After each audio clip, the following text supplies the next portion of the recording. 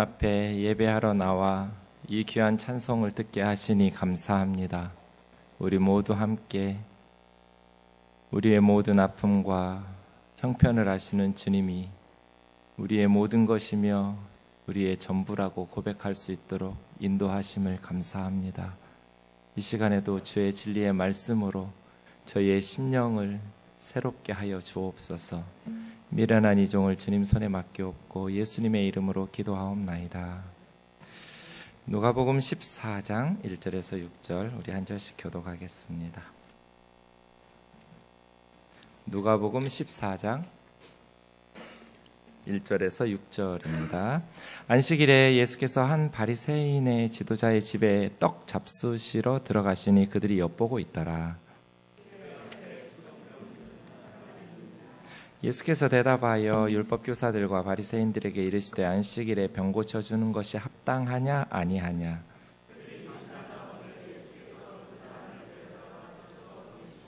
또 그들에게 이르시되 너희 중에 누가 그 아들이나 소가 우물에 빠졌으면 안식일에라도 곧 끌어내지 않겠느냐 하시니 아멘. 2018년 온교우 수련회 주제를 교회 세상의 희망 이렇게 잡아봤습니다. 잡아놓고도 그냥 뒤통수가 뜨뜻한 것 같습니다. 야, 너네 교회가 세상의 희망이라고? 비아냥거리는 소리가 들리는 것 같습니다. 오늘날 교회가 세상의 희망이기보다는 오히려 더 탄식을 자아내는 일들이 많이 있기 때문에 그렇죠. 그럼에도 불구하고 교회는 세상의 희망이죠. 왜 그럴까요? 역사의 주인은, 이 온 세상의 주인은 하나님이시고, 교회는 하나님을 위한, 전적으로 하나님에 의해 운영되고 하나님을 위해서 모인 공동체이기 때문에 그렇습니다. 그래서 교회가 교회다워질 때, 그때만 이 세상에 희망이 있습니다. 어떤 정치나 경제나 이 세상의 단체가 세상의 희망이 될 수는 없습니다. 교회만이 세상의 유일한 희망입니다.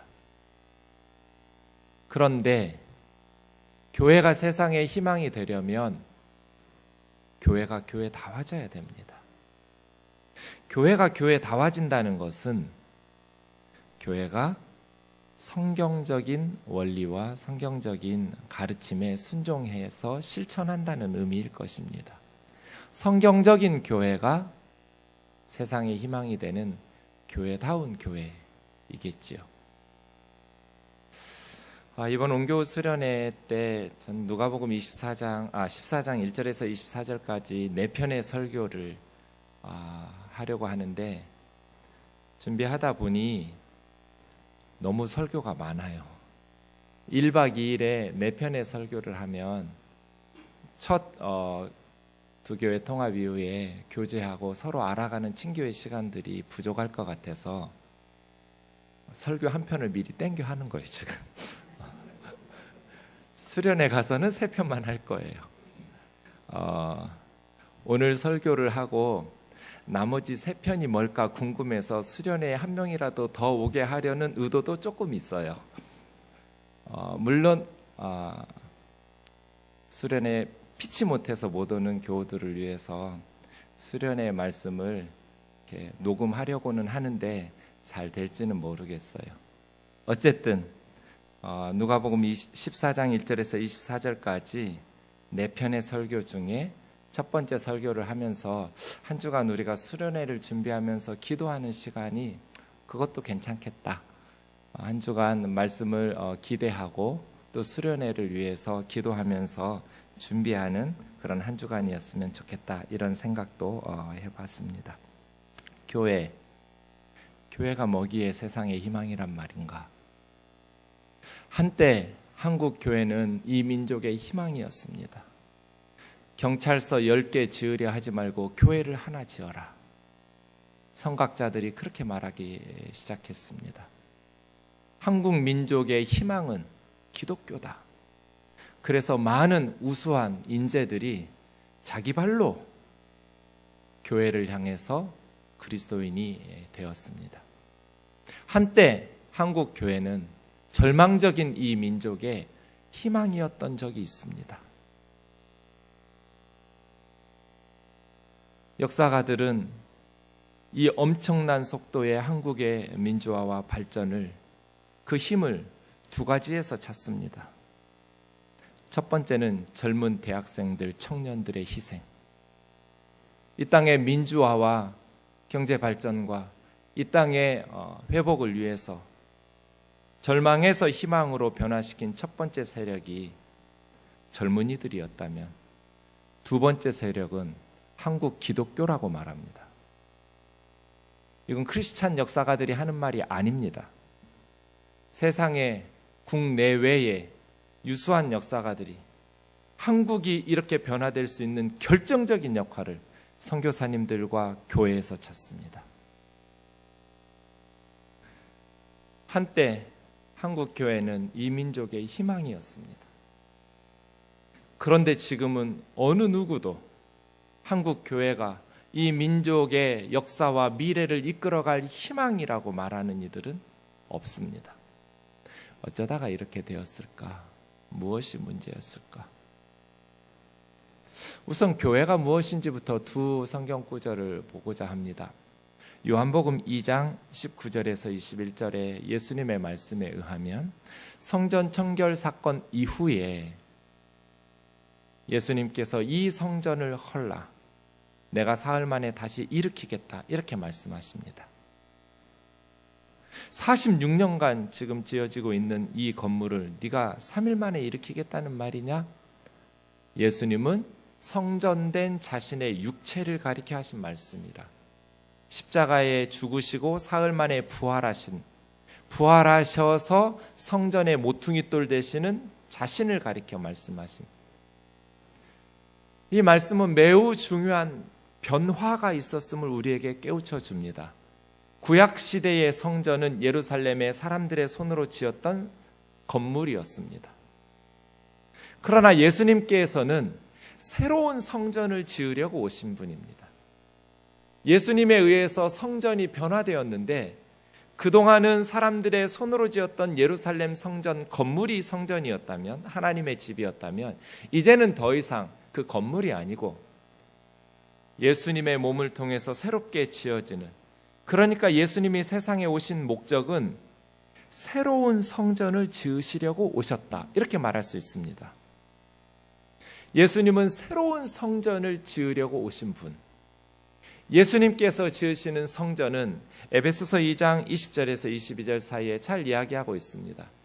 우리가 성전인데 사도들과 선지자들의 터 위에 지어지는 성전의 돌들이고, 예수 그리스도께서 친히 모퉁이 돌이, 가장 중요한 새로운 성전의 중심돌이 되시고, 예수 그리스도 안에서 우리가 서로 지어져가는, 우리가 주 안에서 성전이 되어가는, 함께 지어지는 하나님의 집.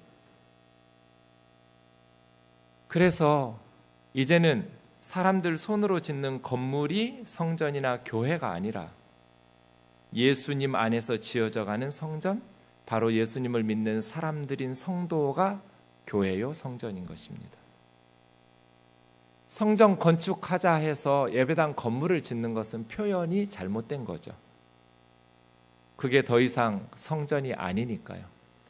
성전 건축을 하려면 예수 믿지 않는 사람들에게 복음을 전해서 그들이 예수님을 믿도록 하는 게, 그게 성전을 만들어가는 것. 여기는 예배드리는 장소, 예배 처소지 더 이상 성전이 아니죠. 교회가 교회다워져야 한다라고 말할 때, 이 교회와 성전은 예수 그리스도 안에서 지어져가는 하나님의 집, 예수 믿는 사람 한 사람이 성전의 돌이고, 그 사람들이 모여서 이제 이 우주적인 성전이 다 지어지면 예수님께서 재림하시고 하나님께서 그 집에 거하시겠죠. 우리 한 사람이 교회이기 때문에, 교회가 세상의 희망이라는 것은 우리 한 사람이 성경적으로 변화되어서 교회다워질 때, 성도다워질 때 우리가 세상의 희망이 된다는 의미입니다.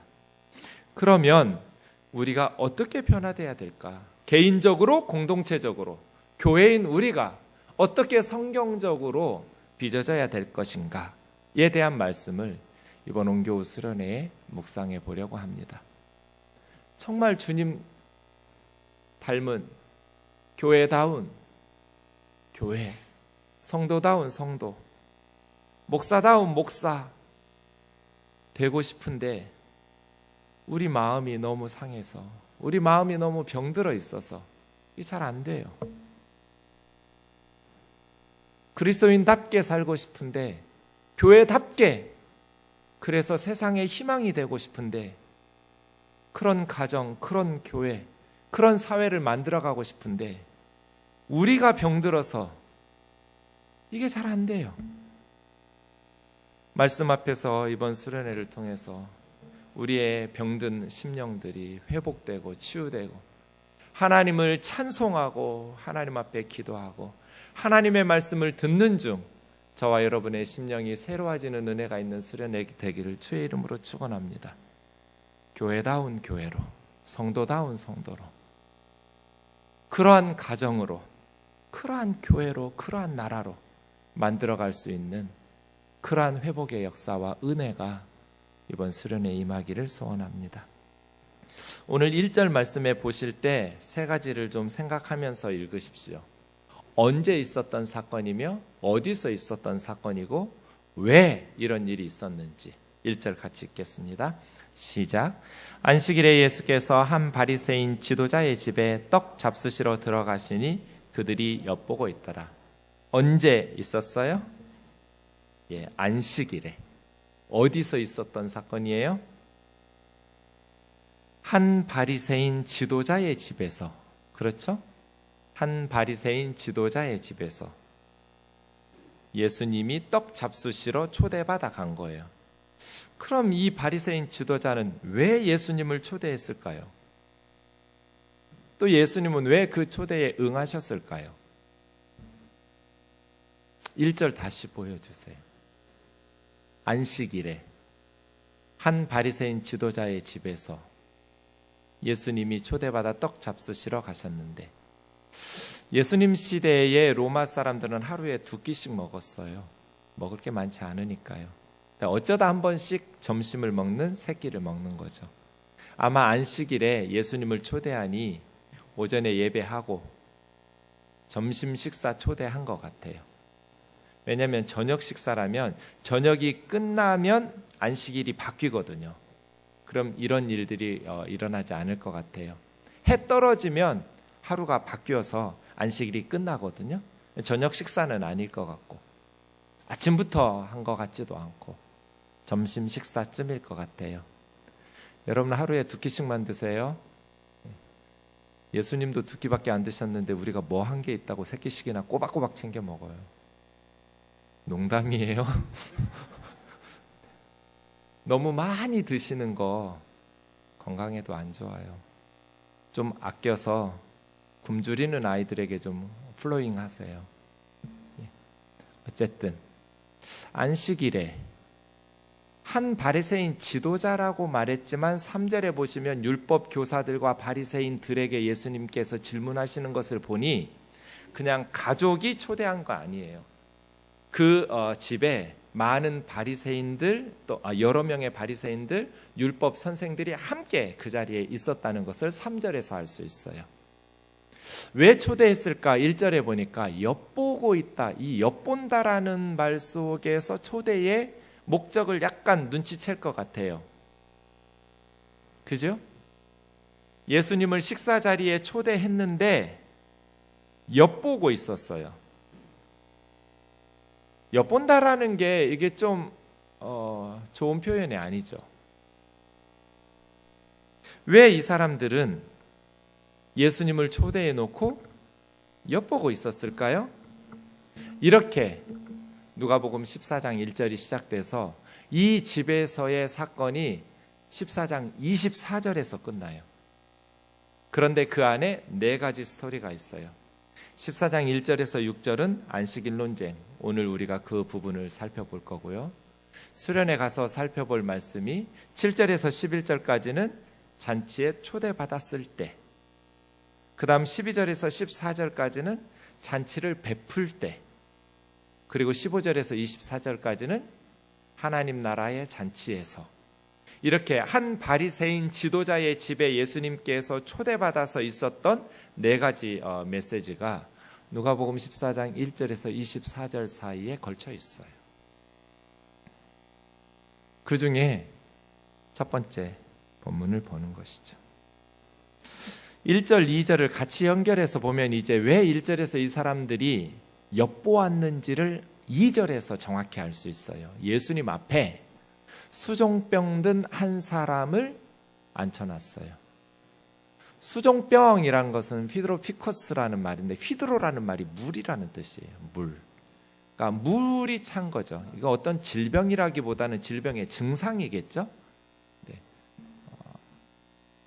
복수가 찬다든지, 손발이 부어서 한눈에 봐도 병자인 게 분명히 드러나는 한 사람을 예수님 앞에 함께 초대해서 앉혀놓고 초대한 거예요.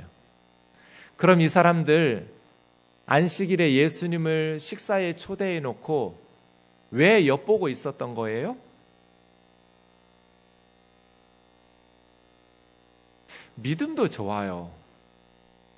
이 병자를 고칠 수 있는 능력이 예수에게는 있다는 믿음이 있었어요. 그리고 예수는 안식일이지만 이 수종병 든 사람을 고칠 거라는 확신이 있었어요. 그죠? 이럴 때는 어떻게 해야 돼요, 여러분? 여러분 예수님이라면 어떻게 하시겠어요?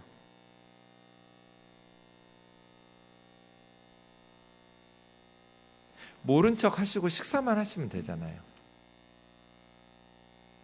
그죠? 그냥 몇 시간 지나면 하룻밤 잘 것도 없어요. 해 떨어지면 안식일 끝나요. 그때 고치시면 되잖아요.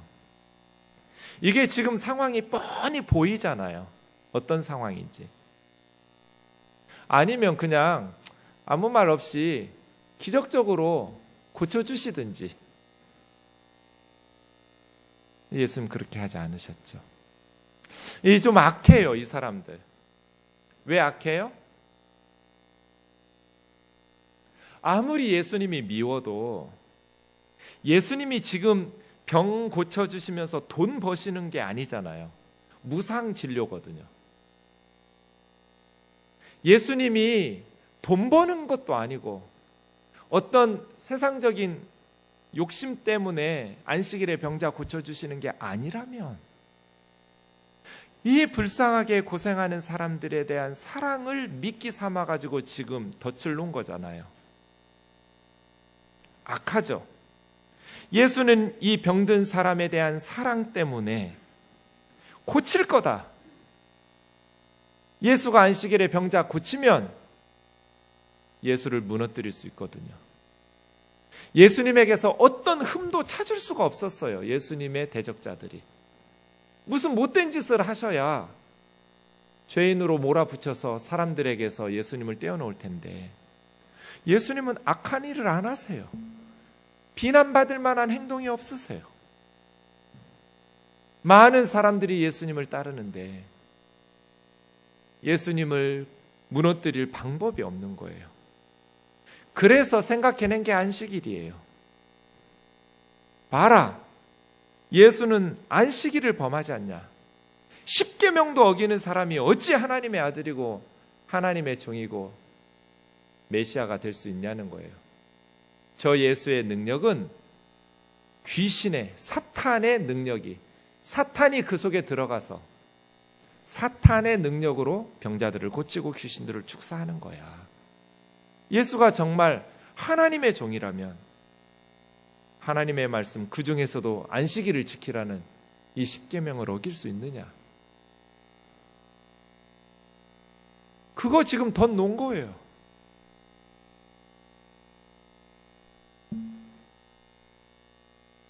악해요.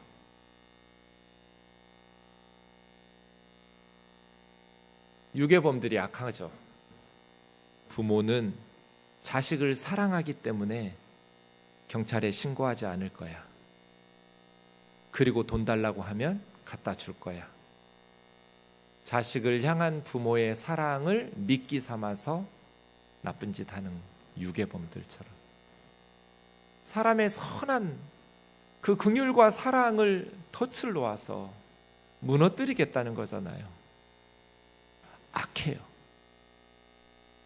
이럴 때는 모른 척 하시면서 그냥 식사하시고 나중에 조용히 따로 불러서 고쳐주셔도 괜찮잖아요. 그렇지 않아요? 3절 4절 같이 읽겠습니다. 시작. 예수께서 대답하여 율법 교사들과 바리새인들에게 이르시되 안식일에 병 고쳐주는 것이 합당하냐 아니하냐. 그들이 잠잠하거늘 예수께서 그 사람을 데려다가 고쳐 보내시고 예수님 물으셨어요. 안식일에 병 고쳐주는 것이 합당하냐 아니하냐. 율법에 맞냐 율법 위반이냐 그 말이에요. 안식일에 병 고쳐주는 것이 율법 위반이에요? 아니에요?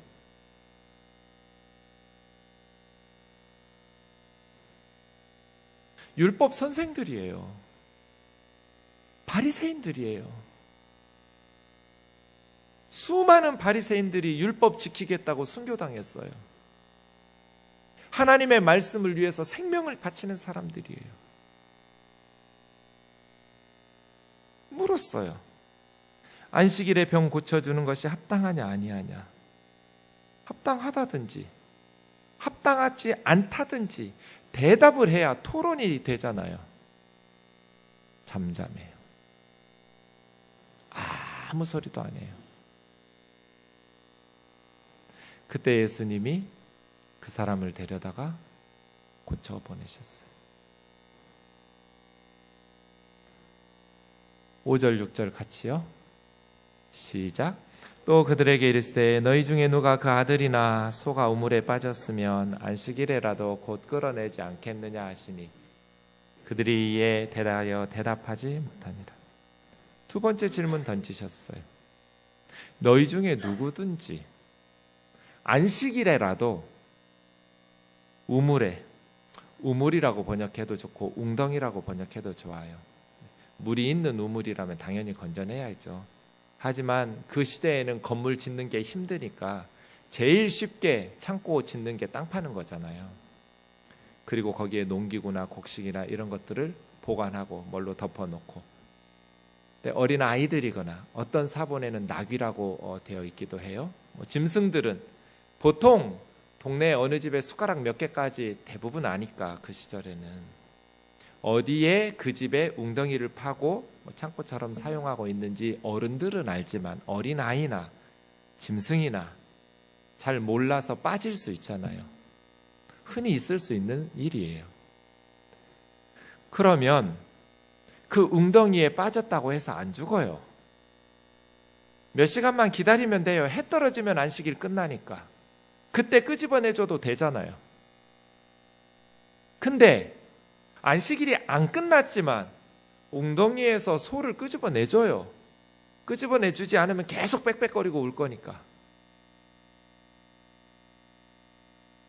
낙이나 소는 끄집어내주는데 아이나 소는 안식일에도 거기서 건져주는데 이 하나님의 사람 말이에요. 이 질병으로 고생하고 있는 사람에게 웅덩이에 빠져서 소가 고생하는 거하고 이 심각한 한눈에 봐도 너무너무 힘겨워 보이는 이 병든 사람, 그 질병을 몇 시간 동안 참는 게 누가 더 힘든 거예요? 소가 중요해요? 사람이 중요해요? 웅덩이에 빠져서 몇 시간 있는 게 힘들어요? 질병 때문에 고생하면서 지내 몇 시간 있는 게 힘들어요? 말할 것도 없죠. 안식일에라도 너희는 소를 끌어내 주지 않냐는 거예요, 웅덩이에서. 그런데 왜 이 사람에게는 그렇게 모질어요? 그런데도 그들이 아무 말도 대답하지 않았어요. 예수님 질문 2개였어요. 첫 번째 질문, 안식일에 병 고쳐주는 것이 합당하냐 아니하냐. 두 번째 질문, 너희 중 누가 그 아들이나 소가 우물에 빠졌으면 안식일이지만 건져내지 않냐? 끌어내주지 않느냐?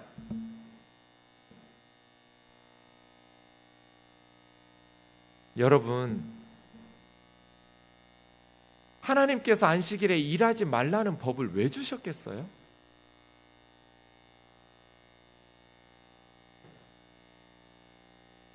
많은 분들이 율법에 대해서 오해해요. 율법은 우리를 힘들게 한다고 생각하는데 아니요. 우리 신명기 공부했잖아요. 신명기 10장 13절 시작. 내가 오늘 내 행복을 위하여 내게 명하는 여호와의 명령과 규례를 지킬 것이 아니냐. 하나님의 율법은 왜 주신 거예요?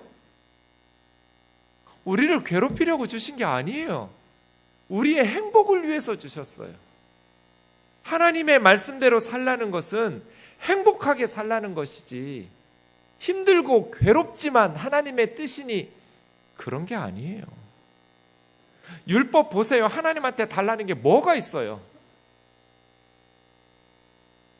다 서로 하나님을 사랑한다면, 나를 사랑한다면 고아와 과부를 돌아보라고. 너희 마을에 가난한 사람들을 위해서 밥 모퉁이를 남겨놓고 포도원에 포도를 다 따지 말고 이삭을 줍지 말고 정직하게 재판하고 공의롭게 부자다고 힘있는 사람이라고 봐주지 말고 가난하고 불쌍하다고 봐주지도 말고 재판은 정직하게. 하나님을 위해서 하라는 게 뭐가 있어요? 이방의 신들과 우상들은 온갖 것을 해다 바치라고 하지만 우리 하나님이 하나님 자신에게 해다 바치라는 게 뭐가 있어요? 다 너희의 행복을 위해서 명령하는 하나님의 명령 아니냐. 안식일을 왜 주셨어요? 일주일에 하루는 쉬어라.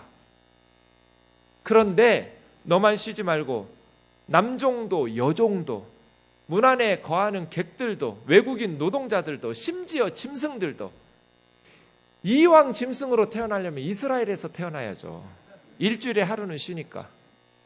여러분, 일주일에 하루 아무 일도 안 하고 쉰다는 건 쉬는 날만 좋은 게 아니에요. 일하는 날도 얼마나 좋은지 몰라요. 며칠 있으면 쉰다는 게 얼마나 그 소들에게 위로를 줘요. 처음에는 잘 몰랐겠지만 시간 지나 이상한 주인일세? 엄청 부려먹더니 하루는 손도 안 대고 그냥 푹 쉬게 해. 이게 반복돼 보세요. 이 소가 그날 기다리겠죠. 일할 때도 희망이 있겠죠. 아이 그냥 죽어버릴까? 이렇게 힘든데? 이렇게 생각하다가 내가 살아야지. 며칠 있으면 쉬니까. 이런 생각 들지 않겠어요? 종들도 말할 것도 없죠. 이게 얼마나 행복한 법이에요? 쉬라고요. 일하지 말고. 내가 책임질 테니까 쉬어라. 안식일 뒤에 계명 설명이 뭐예요? 내가 엿새 동안 천지 창조하고 일곱째 날 쉬었으니 너희도 쉬어라. 무슨 말이에요? 너희가 믿는 나는 온 우주를 창조하신 창조주 하나님이다. 말씀 한마디로 온 우주를 창조하실 능력의 하나님이에요. 내가 책임질 테니까 쉬어. 세상 사람들은 불안하니까 일하겠지만 불안할 필요 없어. 내가 책임져. 쉬어. 그거잖아요. 십계명이 성경에 2번 나와요. 어디와 어디예요?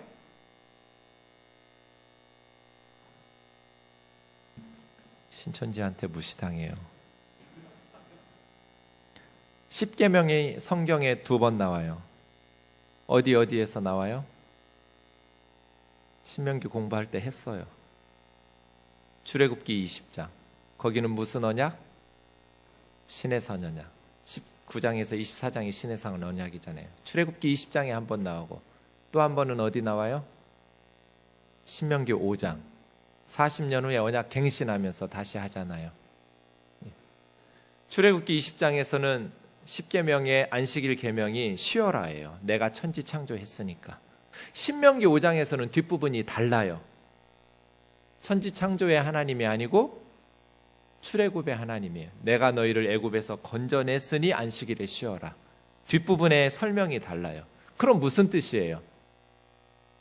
내가 너희를 애굽에서 해방시킨 하나님이야. 내가 구원의 주님이야. 나 믿고 쉬어. 그 말이에요. 일주일에 하루씩은 쉬어라. 내가 창조주 하나님이시며 내가 너희를 애굽에서 구원해낸 구원해줘 하나님이다. 내가 책임질 테니까 쉬어라. 이렇게 좋은 법이 안식일법이에요. 우리의 행복을 위해서 주신 법이에요. 너의 탐욕과 욕심을 위해서 쉼 없이 부려먹지 마라. 짐승이든지 사람이든지 쉬어라. 안식을 주어라. 그 안식일법이에요. 얼마나 행복한 법이에요. 그런데 일하지 말라는 계명을 가지고 이제 유대 종교 지도자들은 성경에도 없는 수많은 유전과 해석과 구전들을 가지고 지금 이 순간까지 정통적인 유대인들은 안식일이 되면 스위치 버튼을 누르지 않아요. 제 친구가 미국에 갔는데 기숙사 옆방에 유대인 아이가 있었대요. 갑자기 토요일 아침이 되었는데 똑똑똑 왜 내 방에 와서 불 좀 꺼달라고, 스위치 좀 눌러달라고. 금요일에 밤에 공부하고 자면서 이 불을 끄지 않은 거예요. 그러니까 아침에 눈을 떴는데 불이 켜 있어요. 낮 시간 동안 하루 종일 불이 켜 있겠죠? 전기요금 나오겠죠? 스위치 눌러서 꺼야 하잖아요. 그 옆방 애한테 와서 그것 좀 꺼달라는 거예요. 네가 꺼. 안식일이야. 야, 나도 하나님 믿어. 너 예수 믿잖아. 스위치 눌러주면서 야, 하나님이 이거 누른다고 안식일에 일했다고 우리한테 죄인이라고 하겠니?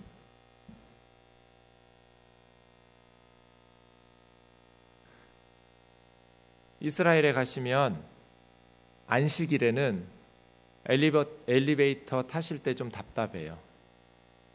모든 층이 사람이 눌렀든 안 눌렀든 자동으로 열렸다 닫히게 되어 있어요. 엘리베이터 버튼 못 눌러요. 그 안식일에 일하는 거예요. 더 심각한 거 있어요. 전기가 나갔다가 다시 들어오면 냉장고에 음식이 다 썩어요. 냉장고 다시 못 켜요. 안식일이에요. 그래서 전 세계에서 타이머가 가장 발달한 나라가 이스라엘이에요. 집집마다 몇 개씩 붙어 있어요. 벽에. 자동으로 움직이도록. 혹시 잊어버리고 불 못 끄면 안식일에 안 되잖아요. 그러니까 타이머로 예약해놓으면 자동으로 꺼지도록. 지금도 그러고 있어요. 예수님 말씀 생각나요. 마가복음 2장 27절 시작. 또 이르시되 안식일이 사람을 위하여 있는 것이 사람이 안식일을 위하여 있는 것이 아니다. 예수님이 보시니 유대인들은 안식일을 위해서 사람이 존재해요. 하나님께서 안식일 지키라고 사람 만드신 거예요? 율법 지키라고 사람 만드신 게 아니잖아요. 사람을 위해서 율법이 존재해요. 우리의 행복을 위해서 하나님의 계명이 존재해요. 사람을 위해서 안식일이 존재하죠. 그렇게 좋은 법을 하나님의 이름으로, 하나님의 말씀의 권위로 사람들을 고통스럽게 하는 거예요. 예수님께서 돈을 벌 욕심으로 안식일에 쉬지도 않고 병자들을 고쳐주시면 비난받아 마땅하죠. 예수님은 무상진료예요. 안식일에 병자를 고쳐주신 것으로 안식일을 범했다고 말하면서 정죄하는 게 옳으냐는 거예요. 예수님 2번이나 질문을 던지는데도 시침이 뚝 떼고 그러면서 예수를 죽이고 예수 믿는 사람들을 예수님에게서 떼어놓아서 예수님의 말씀처럼 너희도 천국에 들어가지 못하고 천국에 들어가려고 하는 사람들도 못 들어가게 가로막고, 이게 율법 선생들과 바리새인들이 한 짓이잖아요. 사랑하는 형제 자매 여러분, 우리에게는 이러한 것이 없나요? 신앙생활에서 가장 위험한 게 뭘까요? 신앙생활하면서 가장 주의해야 될 것, 뭐 같으세요? 잘못된 성경 해석이에요.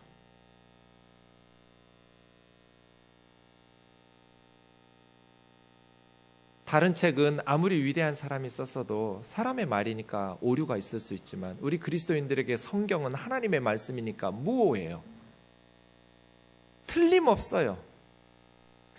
그런데 성경 해석이 바르지 못하게 되면 잘못된 지식을 하나님의 말씀, 하나님의 진리, 하나님의 뜻이라고 확신하면서 이 바리새인들처럼 살아갈 거잖아요. 그래서 위험해요. 이단에 빠진 사람들 보세요. 잘못된 성경 해석을 가지고 거짓 확신에 멸망의 길을 고집하고 있으시는 거잖아요. 교회가 교회다워지려면 성경을 바르게 해석하고 하나님의 말씀에 의해서 날마다 우리가 변화돼야 돼요. 신앙생활에서 가장 중요한 게 뭘까요? 저는 변화 같아요. 변화. 예배 왜 드리세요? 기도 왜 하세요? 성경 공부는 왜 하세요? 변화 아닌가요? 믿음이 자라난다는 것, 영적으로 성숙해진다는 것, 다 그거 변화 아닌가요? 변한다는 거잖아요. 날마다 하나님 말씀 앞에 겸손해져서, 날마다 하나님 말씀 앞에 정직해져서 변화되는 거잖아요. 예수님 닮아가는 거잖아요. 그때 우리 생동교회가 세상의 희망이 될 줄로 믿습니다. 변해야죠. 예수님께서 질문 던질 때 대화하면서 토론을 하고 싸우고서라도 잘잘못을 따져서라도 묻고 따져서 변해야죠. 안식일에 병자 고쳐주는 것이 율법 위반이냐 아니냐, 예수님의 말씀을 들었으면 우리가 못된 짓 했구나, 변해야죠. 아니면 예수님 생각이 틀렸다고 생각되면 다시 물었고 싸워야죠. 논쟁해야죠. 왜 잠잠해요? 변할 마음이 절대로 없거든요. 우리가 옳고 너는 틀렸거든요. 왜 남편과 아내가 갈등이 생기고 힘들어요? 내가 옳고 네가 틀려서예요. 그런 확신, 변화하지 않으려는 그런 어리석음 때문 아닌가요? 신혼 초에 저녁밥 맛있게 먹고 제 아내가 갑자기 그냥 나는 속아서 결혼했어 그러더라고요. 그게 무슨 소리야? 그랬더니 목사 된다길래 딴 남자보다 좀 착할 줄 알았더니 난 속았어. 그 말을 듣자마자 제가 두 글자 생각났어요. 근데 그 말하면 안 되겠다는 생각을 직감적으로 했어요. 그래서 두 번째로 생각난 말을 했어요. 그냥 오래 생각한 말 아니에요. 그냥 그때 듣고 나서 툭 뱉은 말이에요. 즉흥적으로. 당신은 늙을수록 행복할 거야. 왜 그러냐요? 난 변할 거니까. 목사 된다고 했지만 딴 남자하고 뭐가 다르겠어. 그런데 나는 성경 읽고 기도하니까 점점 변화될 거 아니야. 그러니까 당신 늙을수록 행복할 거야. 얼마나 은혜로운 말이에요? 근데 아내가 은혜를 못 받았어요. 그리고 이렇게 말했어요. 빨리 좀 변해주면 안 돼? 나 속 터져 죽기 전에 빨리 좀 변해주면 안 돼? 그래서 제가 그랬죠. 알았어, 노력해볼게. 처음에 제가 생각난 두 글자는 나는이었어요. 나는 사모된다길래 딴 여자보다 좀 다를 줄 알았더니 나는 속아서 결혼 안 했나? 이런 생각이 인간은 악하잖아요. 공격받으면 공격이 이렇게 떠오르거든요. 그런 생각이 첫 번째로 들었는데 그 말 지금 처음 하네요. 네. 그런 생각을 말하지 않고 당신 늙을수록 행복할 거야. 그냥 뱉은 말인데 중요한 말이었어요. 제가 너무 중요한 말을 한 거예요. 난 변할 거야. 그러니 변화 말이에요. 예수님 닮아가도록 변하는데 교회는 예수님처럼 지금 덫이었잖아요. 이거 밟으면 죽잖아요. 어떤 공격인지 눈에 너무 선이 보여요. 이 사람들이 앞으로 어떻게 할지 너무나 빤히 보여요. 덫이에요. 그런데 주님은 밟았어요. 교회는 덫인 줄 알고도 밟아야 하는 공동체 아닌가요? 왜? 한 영혼이 천하보다 귀하니까. 그렇지 않나요? 예수님마저 이 사람 모른 척하면 이 사람 뭐가 돼요? 병자니까 이 바리새인 지도자는 지도자라는 사람이 그 사람 구슬러서 데려다 놓은 거잖아요. 그렇게 예수님을 무너뜨리기 위해서 이용해 먹은 거잖아요. 환자를. 근데 예수님도 그 사람 모른 척 외면하실 수가 없는 거예요. 이거 밟으면 죽는 줄 아는데 밟으시는 거예요. 왜냐하면 한 영혼이 천하보다 귀하니까. 그리고 이것에 타협하는 것은 옳지 않으니까. 이 바리새인과 율법 선생들에게 타협하면 본인은 살 수 있죠. 그런데 그것은 하나님께서 기뻐하시는 게 아니에요. 이게 교회예요. 교회는 한 사람 때문에 덫을 밟을 수 있어야 돼요. 이 한 사람 1절에 나오는, 그런데 이 한 사람, 2절에 나오는 한 사람, 병든 한 사람이에요. 뭐 헌금 많이 할 사람도 아니에요. 세상 지위가 높은 사람도 아니에요. 그냥 바리새인들에게 이용당하는 만만한 사람이에요. 이 사람이 정말 병들었지만 가정적으로 사회적으로 지위가 높았다면 절대로 이런 식으로 이용해 먹지 못했을 거예요. 그런 한 사람이에요. 무시당하는 한 사람, 병든 한 사람. 그런데 그 한 사람 때문에 예수님은 덫인 줄 알면서도 밟아요. 그리고 예수님은 그런 초대에 응하세요. 왜? 바리새인들을 포기하지 않으시는 거예요. 복음서에 보면 예수님께서 많은 바리새인들에게 말씀을 전하고 그들의 초대를 응하고 그들의 방문을 받아서, 대표적인 사람 니고데모잖아요. 바리새인이에요. 말씀을 가르치고 대화하고. 사랑하는 형제 자매 여러분, 우리 주 예수 그리스도와 같이 한 사람을 천하보다 귀하게 여기는 저와 여러분 되기를 주의 이름으로 축원합니다. 빌립보서 3장 18절 19절이요. 내가 여러 번 너희에게 말했지만 지금도 눈물을 흘리면서 말하는데 많은 교회 지도자들이 그리스도의 십자가의 원수로 행한다. 그들을 눈여겨 살펴봐라. 무조건 따라가지 마라. 이미 바울 시대에서부터 교회 지도자라는 사람들이 십자가의 원수예요. 십자가의 원수는 십자가하고 정반대로 사는 사람이겠죠. 십자가는 뭐예요? 내가 죽어서 남을 살리는 거예요. 내가 가난해져서 남을 부유하게 하는 사람. 저 십자가의 정신이 고린도후서 8장 9절, 우리 주 예수 그리스도의 은혜죠. 우리 주 예수 그리스도의 은혜가 뭐예요? 부유하신 자로서 우리를 위하여 가난해지심으로써 가난한 우리를 부유하게 해주시는 것, 이게 십자가죠.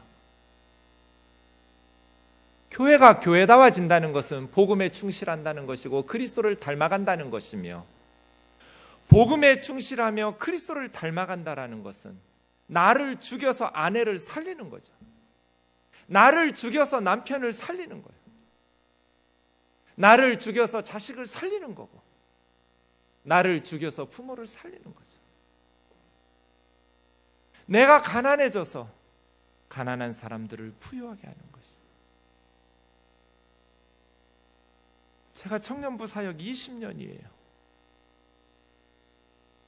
청년들이 아파요. 왜 아픈가? 수련회 가서 자세히 이야기하겠지만 우리 애들이 아파요. 부모들 때문에 아파요.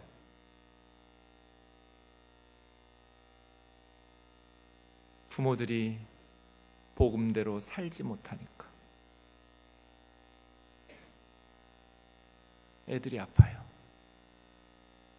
그렇게 마음이 병드니 결혼을 해도 직장 생활을 해도 겉으로는 멀쩡한데 속이 다 병들어 있어요. 마음이 병이 드니까 행복하게 살지를 못해요. 행복해야 되는데 행복한 걸 즐길 줄을 몰라요.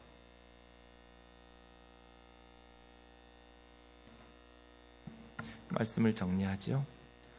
누가복음 9장 51절에서 19장 44절까지를 On the road 본문이라고 그래요. 길 위에서. 9장 51절에 예루살렘을 향해 올라가는 길이 시작되거든요. 그래서 저 북쪽 갈릴리에서 이제 남쪽 예루살렘을 향한 여행이 시작되는 본문 속에 오늘 본문이 들어있어요.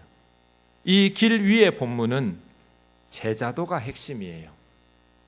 거의 누가복음 고유 자료가 많이 있어요. 다른 복음서는 기록되지 않은 내용이 많아요.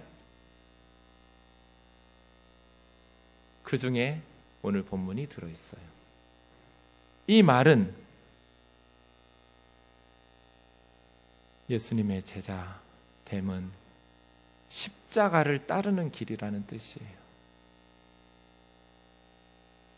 예루살렘을 향해 가기로 굳게 결심하신 예수님처럼 예수님의 제자 되어 살기로 굳게 결심하고 예수님의 뒤를 따르는 사람이 교회다운 교회, 성도다운 성도이며 세상의 희망이 되는 그러한 교회가 될 줄로 믿습니다. 제가 보니까 우리 김정배 목사님 너무 좋은 분이에요.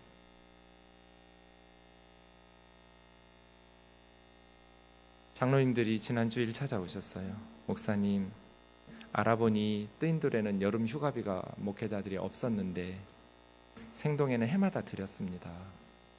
드리면 좋겠습니다. 예, 그러시죠. 목사님, 그런데 아마 다른 교회도 다 그렇게 할 거예요. 저는 그렇지 않은 교회는 들어본 적은 없어요. 있을지 모르겠지만 담임 목사님 많이 드리고 부목사님들은 적게 드리고. 그래서 제가 주일은 바빠서 지나고 그 다음 하루 기도하면서 월요일에 생각해 보니 이게 좀 마음에 걸려요. 뜨인돌에는 여름 휴가비 대신 상여금을 드렸어요. 그래서 우리 뜨인돌 출신 목회자들은 상여금을 8월에 받아요. 그런 여름 휴가비를 특별히 안 받았어요. 근데 생동에는 이렇게 어려워서 이렇게 상여금을 안 받으셨어요. 부교역자들이. 우리 목사님은 받으셨고요. 원래 있던 대로. 그래서 제가 고민해서 목사님에게 전화를 드렸어요.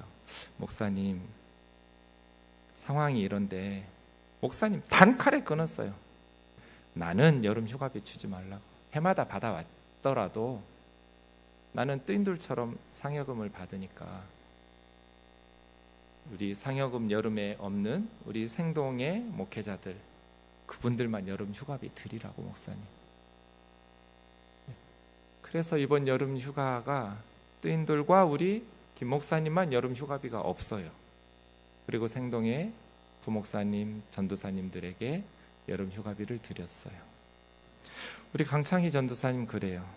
내가 수십 년 교회에서 많은 목회자들 겪었는데 돈 욕심 없는 목사님은 2명 봤다고.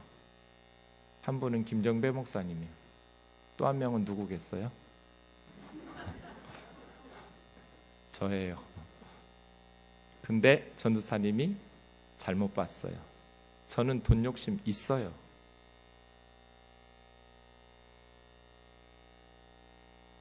마음이 있는 곳에 물질 가져.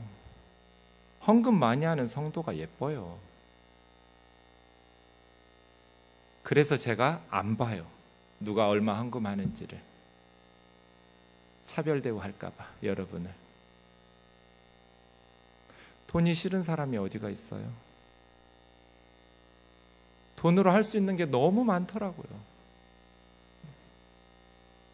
그런데 교회는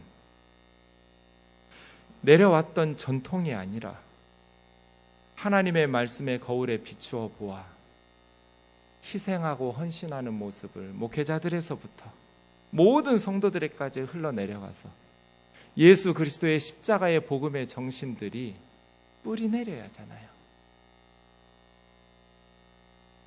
그래서 여유 있는 사람들은 양보하고 희생하고 우리 어려운 목회자들에게는 더 많이 드리고. 교회죠.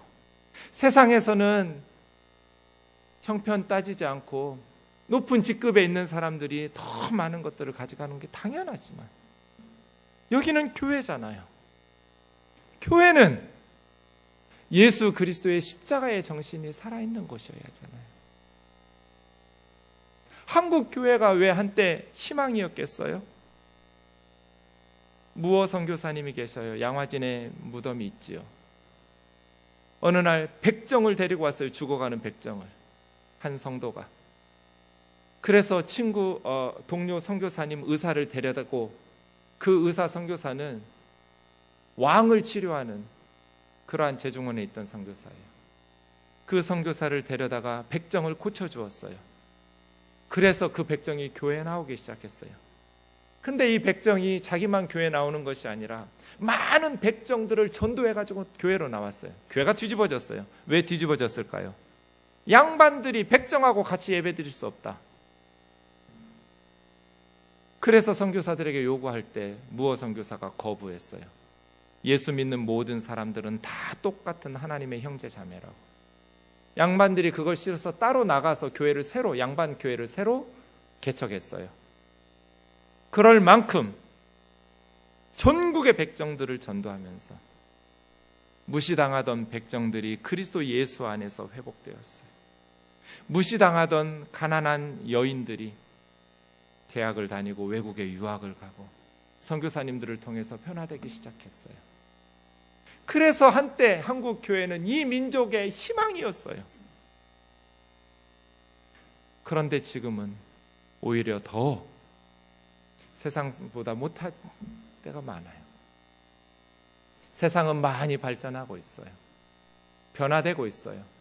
그런데 교회는 하나님의 말씀에 의해서 날마다 새롭게 변화되어야 함에도 불구하고 전통과 유전에 따라서 더 썩은 물이 악취를 내듯 하나님의 말씀을 위반하고 있는 부분들이 너무 많아요. 하나님의 말씀, 그리스도를 닮아 십자가의 복음을 실천한다면 우리의 행복을 위해서 주신 그 말씀이 우리를 새롭게 변화시킬 줄 믿습니다. 찬송하고 기도합시다.